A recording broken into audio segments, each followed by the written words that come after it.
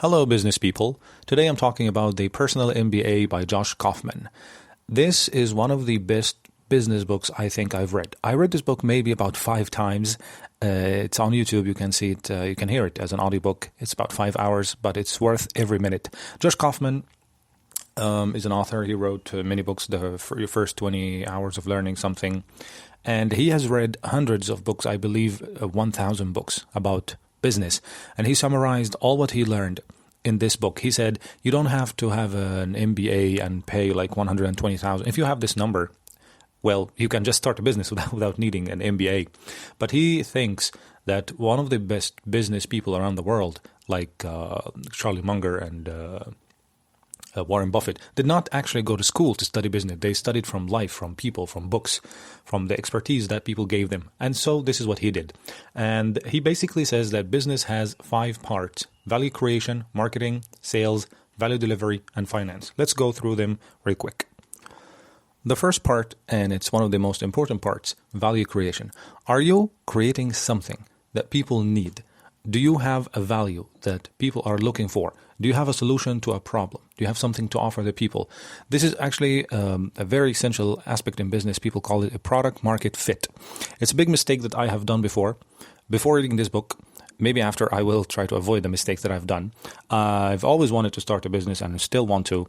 And one of the things I did, I started a business about teaching English, and I made a curriculum, and then I supposed that people are going to like it before asking the people what they actually want. I made the curriculum and I designed it, and then I offered to people, but they did not like it. So that's a big mistake that I learned from. And what you should do is try to survey, try to ask the people, and then make a MVP, a minimum viable product. Make an initial sample of your product or your service and try to offer some people, and then see the feedback, see the results, see if people actually want what you have, then try to market that product or that service that you have. Which takes us to the second part, marketing. Do you have a great product? Amazing. Do you have a great service? Fantastic. Do people know you exist? No? Well, you don't have a business. Okay?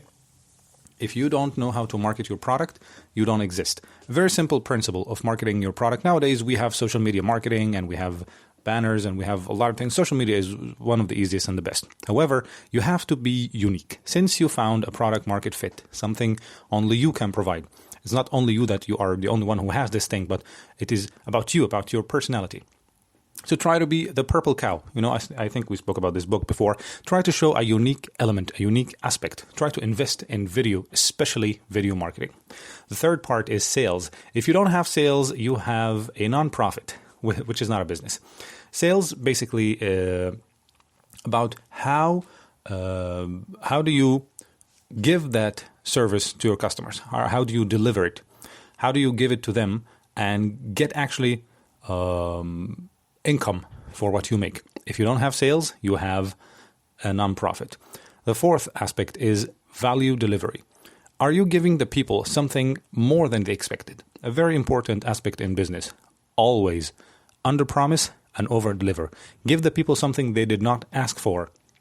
If you did this, you will surprise them. And surprising people by offering them something they did not expect. For example, when you offer people a product, have a present coming with this product. When you offer people service, have an extra service upon that. Have a surprise for them, like a special offer or something they did not expect, they did not ask for. They will come back for more. It's an amazing idea, the value delivery.